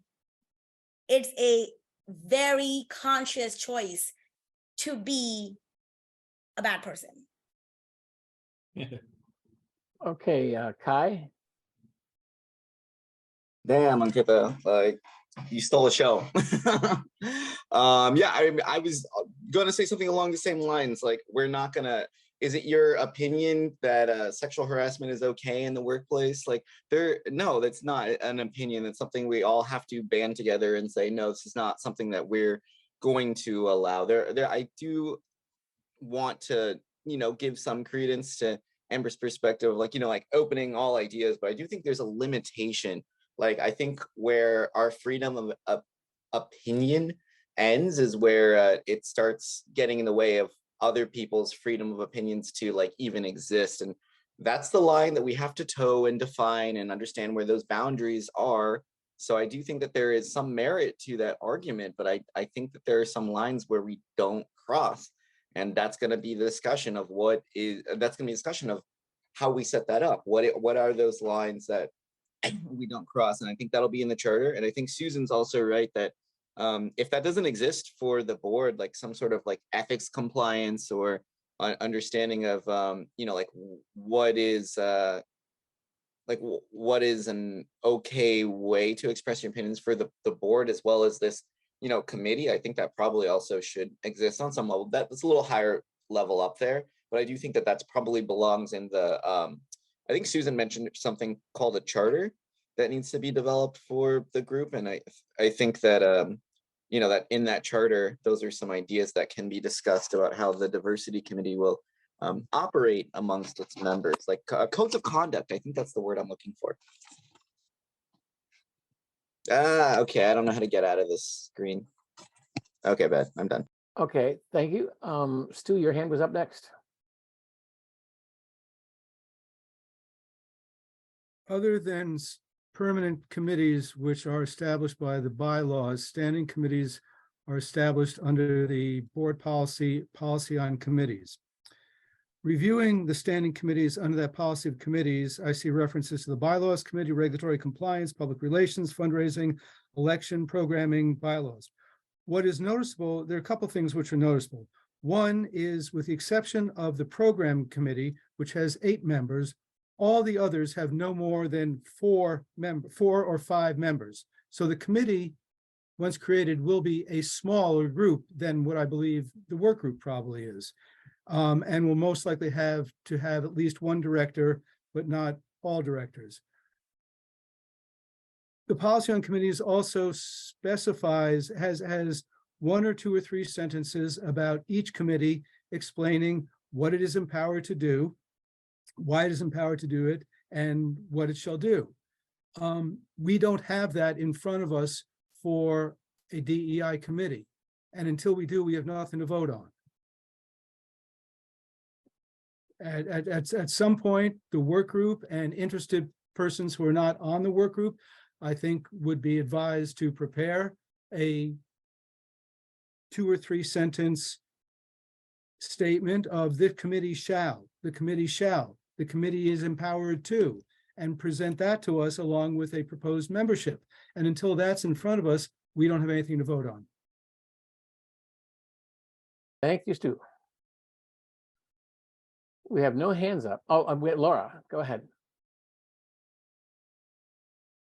Muted, thank you. I would like to see the other committees examples of that.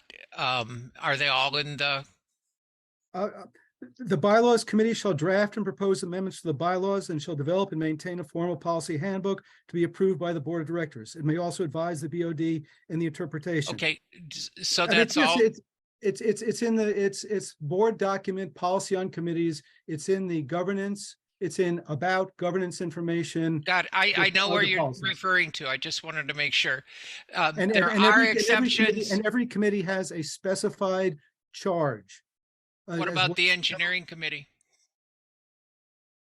The engineering committee is notably not in that group. Yes. So there are exceptions.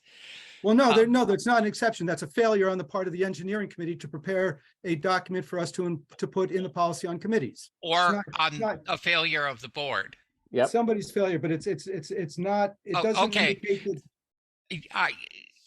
I will grant you, that this is specified, this is all spelled out, and possibly I did not follow the proper procedure to establish a committee. I'm willing to go back and do that. I was hoping that we could do this collaboratively. It doesn't, I'm not sure. Is there anybody who wants to work on this with me? It's not clear what you mean. During this meeting or after this meeting?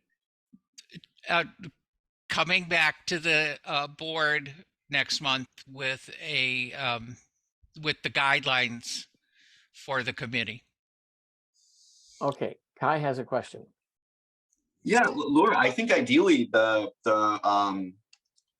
diversity and equity inclusion work group works on that together as for the next meeting. Because like my in theory, maybe I'm oversimplifying this and maybe it doesn't work this way, but in theory, we finish the survey, that diversity survey, and then like maybe that takes an hour and then you have another hour left over to discuss. And then obviously there's gonna be some outside work, but I kind of thought the core team that was gonna put that together was gonna be the work group. At least that's my understanding of it. I could be wrong. But if you wanted to get done faster, I mean, I guess more work outside of that would do that too. Thanks, Kai. Dean, you have your hand up? Yeah, I think it's clear there's a process, concern and issue here that we have to follow. I think Stu explained it that this first goes to the bylaw committee, and then they propose it to the board. No, Okay, well then let me comment when I'm done, Stu. So what I'm thinking is that maybe something similar about what we're doing with the mural project is that we created a Google Doc where we can, Amber said she had some models that maybe she could post there. And then those interested could comment on the on what's there and create the charge and the makeup as Stu explained to us. And maybe that's the way forward here, so that anyone that, that'll include the staff and committee and board members, that we can look at this thing and then create a process that covers the requirements to create a new standing committee that then we can all vote on, confident of what we're voting on, as opposed to just a title of creating a DEI committee, which no one is opposed to. So that's a suggestion that I would have. Stu, did you have thoughts? well, just to clarify, I quoted from the bylaws because that was the first in the list, but the only role of the bylaws committee in this is to amend the policy document once the board of directors creates or dissolves the committee. It has no role in the creation of the committee itself. Okay. Thank you. Laura? I just have a question of the 5 types of committees. What do you think what type of committee do you think the DEI committee would be? Those 5 types being permanent, standing, temporary, ad hoc, or special? Oh, Personally, I think it's a standing committee. Okay. I would say standing as well. mm-hmm. Like All right. like Ankita said earlier, it's not going away. Yeah, so one of those first two, clearly. And again, here we go. I think I think that was an easy one to resolve. I think there's no disagreement there that it has to, once we establish it, it's not going to go away.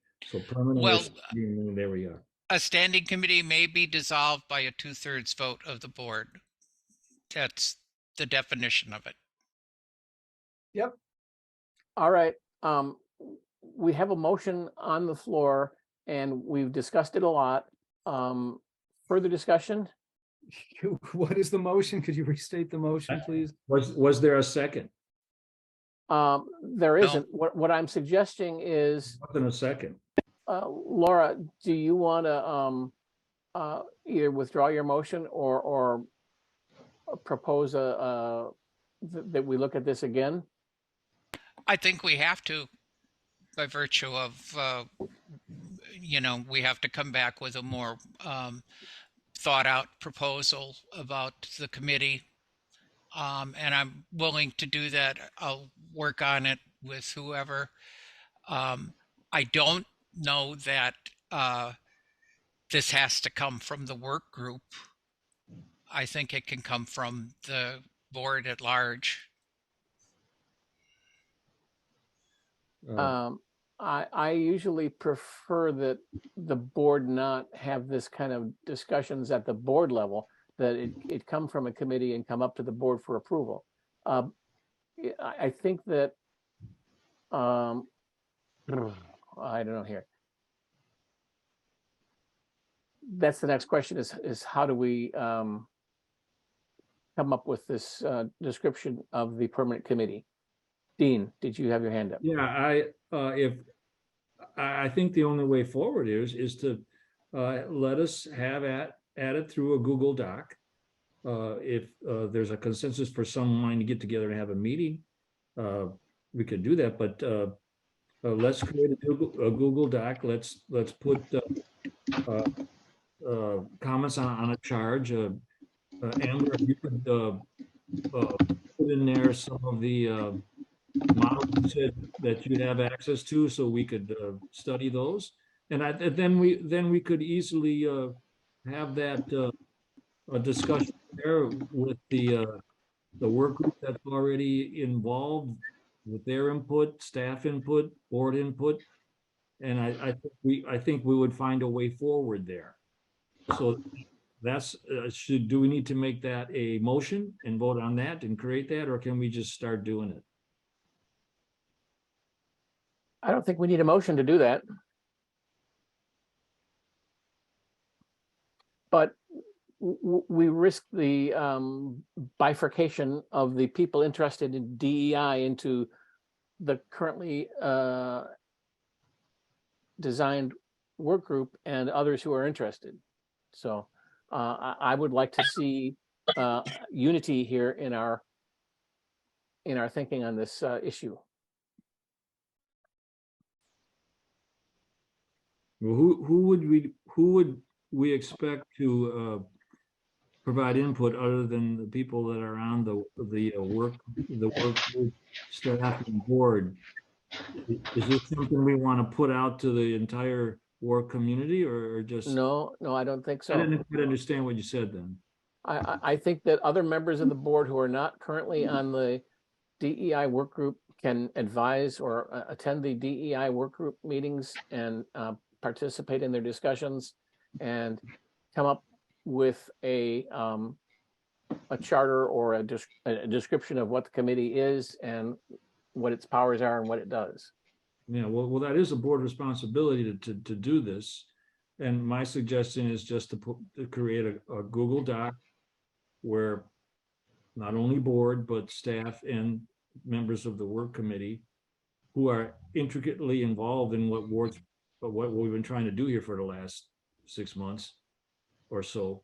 And then we would have, that would be a great start. And I don't think we would fail to come up with something that we could fairly quickly agree on.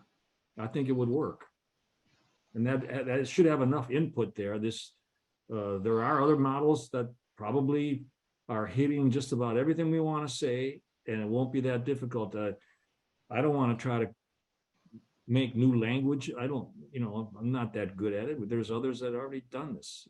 Let's look at their work and adapt it to what WORT wants. Laura, do you have your hand raised? Yes, I do. Go ahead. I wanted to just to circle back a little bit. This is what I was operating under originally, and that is the Board of Directors policy on committees. 1A says new committees may be created at any time by a majority vote of the Board of Directors. So I don't know how complicated we have to make this. I just wanted you to know the rationale that I was using in trying to create the DEI committee. I think it's possible for us to create it and then come up with these shoulds along the way.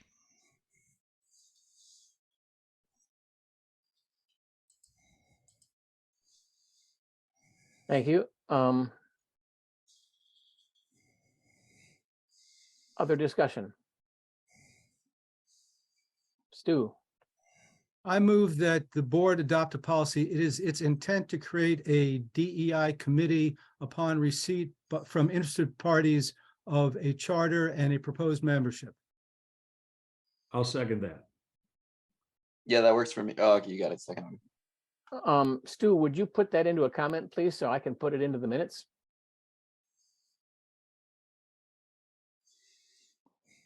It's being recorded, right? It is. Yeah. But I want to make sure I get it right. Yeah, Doug had some comments too.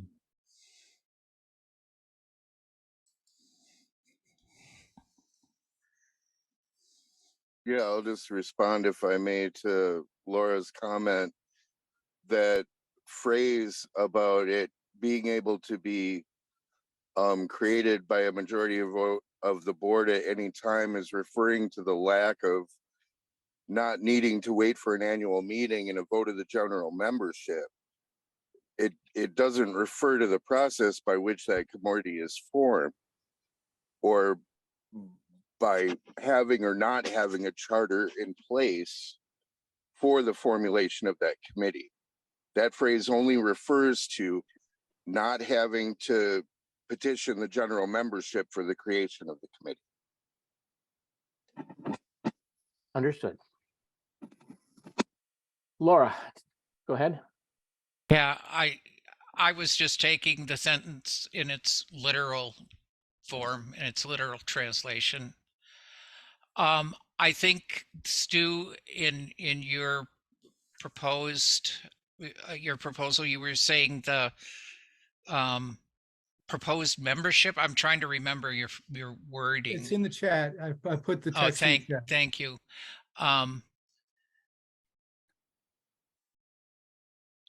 Sorry, I'm not seeing it. I'm not either. I'm sorry. It was listed as a direct message. How do I change to Susan? How do I change that? Oh, Click where it says Susan, the down arrow, and you should be able to select everyone in meeting. Once it's been posted. There we go. It's not happening. There it is. Oh, Susan redirected posted it. it. Thank Okay, you. fine.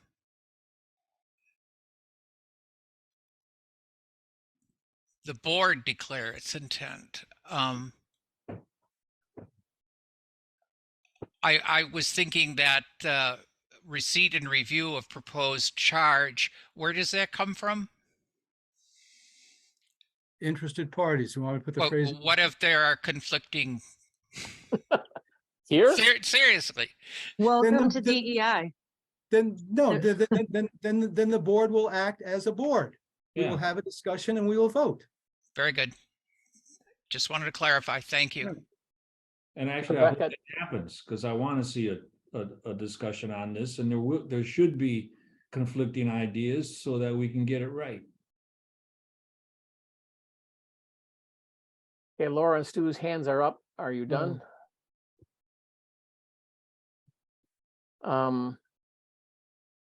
So Stu made a motion and Dean seconded that motion. Further discussion. Do you want to, I did not retype the phrase from interested parties, but I don't think I need to say that. I mean, it's self-explanatory. I mean, you know, obviously, if somebody's not interested, they're not going to do it. Yep. I'll second what's written here. Okay. Further discussion.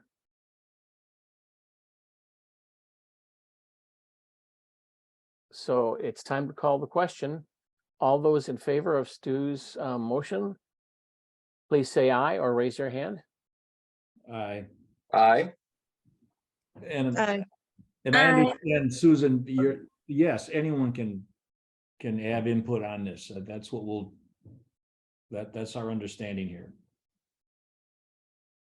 All those opposed, say no. Hold on.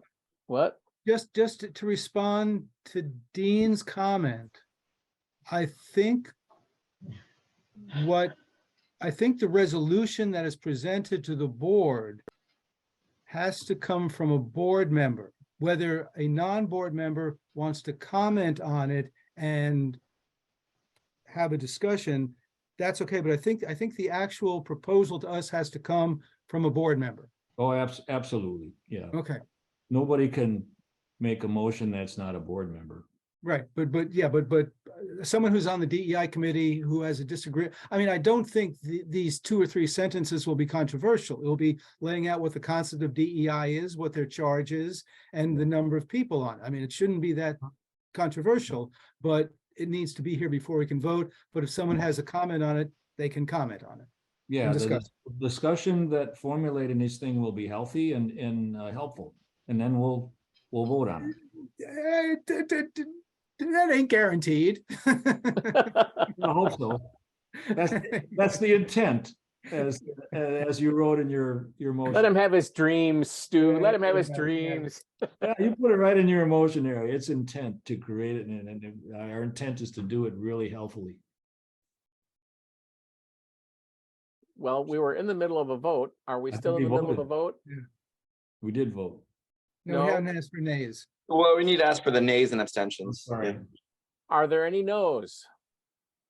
please raise your Yes. hand. Okay. Amber voted no. And Stu, is that a hand? No, Okay. Oh, that's a holding glasses. Okay. yes. Are there any abstentions? I don't know this well enough. I'll abstain. Patrick abstains. Thank you. I'm going to have to finish my minutes by listening to this recording, that's for sure. Thank you, everybody. The motion carries. I would like to propose a 5-minute break before we go on to the next item on the agenda. That being the notice of unauthorized use of image, and then we go into closed session. So a bio break for 5 minutes or so. Okay, it's 9:05 now. Let's come back at 9:10. Yep. Not everybody is back, but we'll start anyway, because we hit 9:10 and it's now a 9:11:25.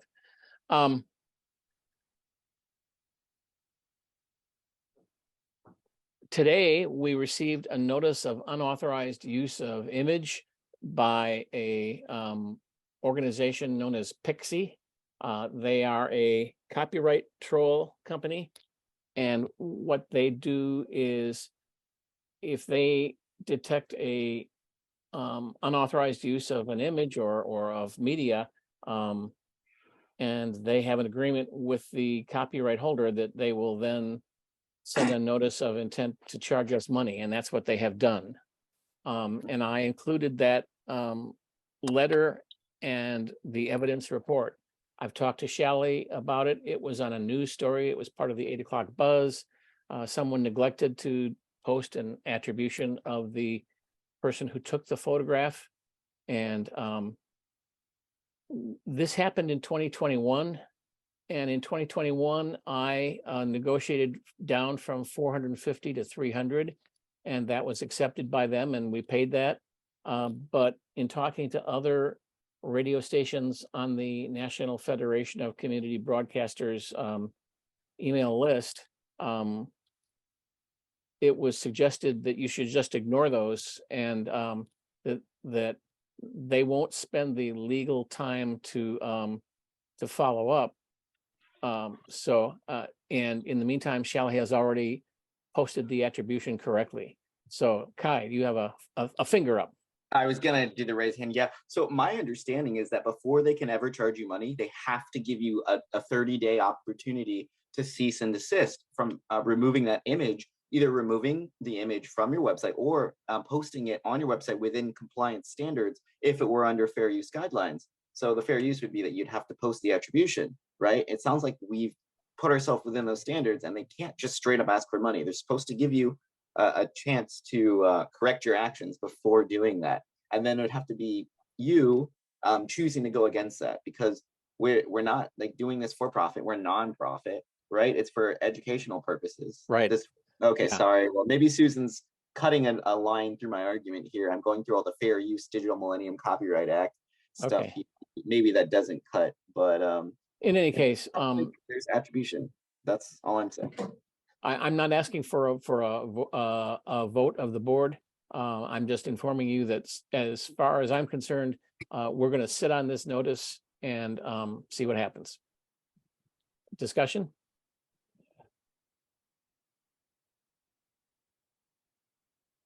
Laura, go ahead.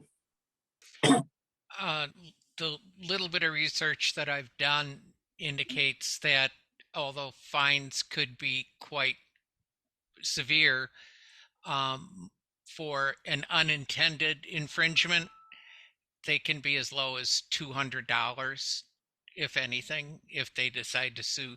The other thing is there an actual copyright, a U.S. copyright? It would have to be a U.S. copyright. Pixie, I believe, is a British company. So it's, there are ways to fight this, probably not worth our while. Right. But yeah, we'd end up paying more for the attorney than we would for the fine. Yeah. So, And so might they. Yeah, exactly. They don't want to spend $1,000 to make 500. So No, they're using the fear element. Their whole enterprise is automated. It's robots. right. That is correct. So And that is I would like to emphasize that they do not go first to the artist and ask for this permission to represent them. They look through all of the stuff, find something that violates, and then goes back to the people and says, we can get you money for this.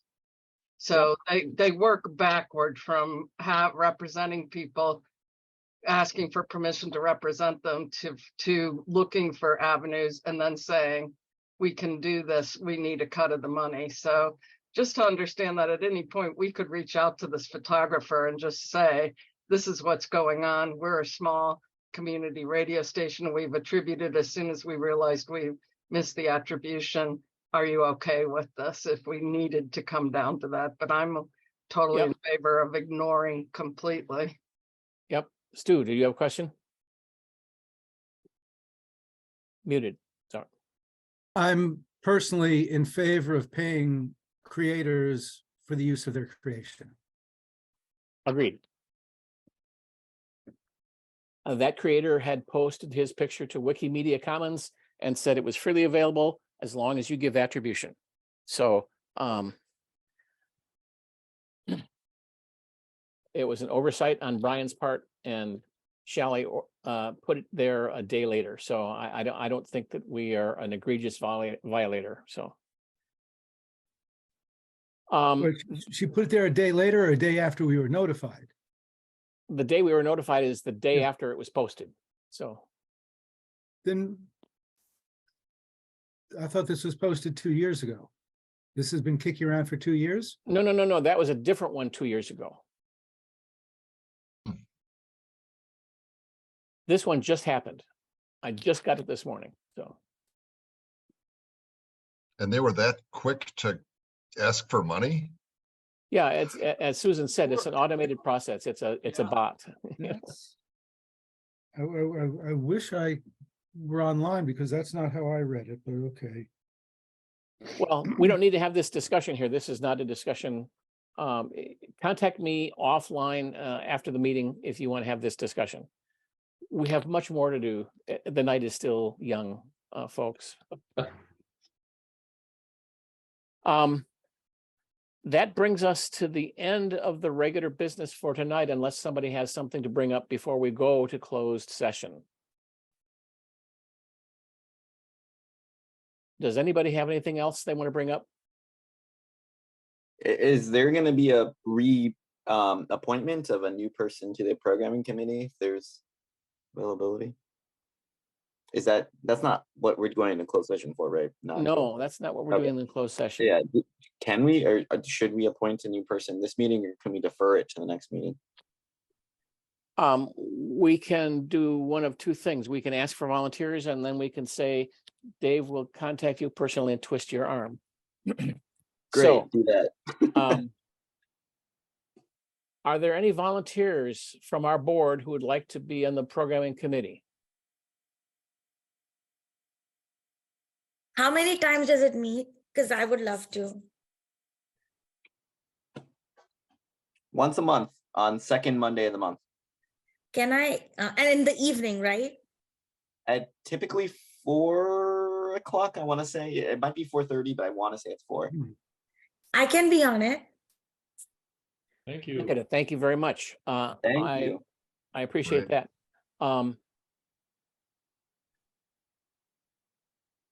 Stu, do we need to vote on that?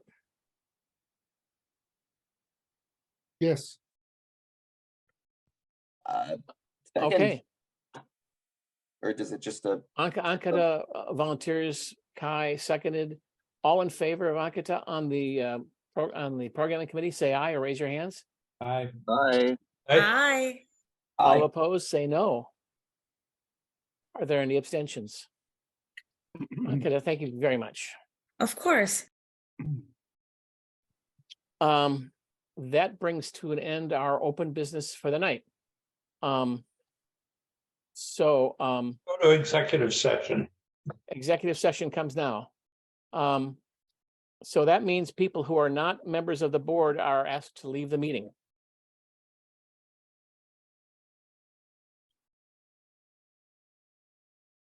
I'm going to stop the recording, or I'm going to pause the. Yeah, Why are right. we, why do we need to have a discussion about this in closed session? Because it's a sensitive topic. That ain't a reason.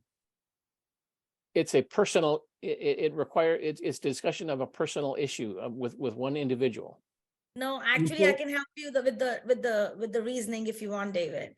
Yes, You can say, it is because we are potentially discussing an item with potential legal implications. what, Stu? Well, tell me Well, something. I mean, state the reason, people will vote for it, I'll vote against it, but we can proceed. But that, this. Go ahead. Let me state a reason, have a second, have a vote.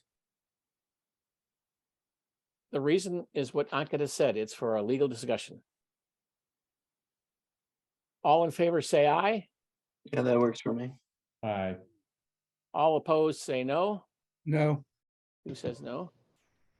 Are there any abstentions? Laura Abstain. abstains, Doug abstains. All right, are there any other abstentions?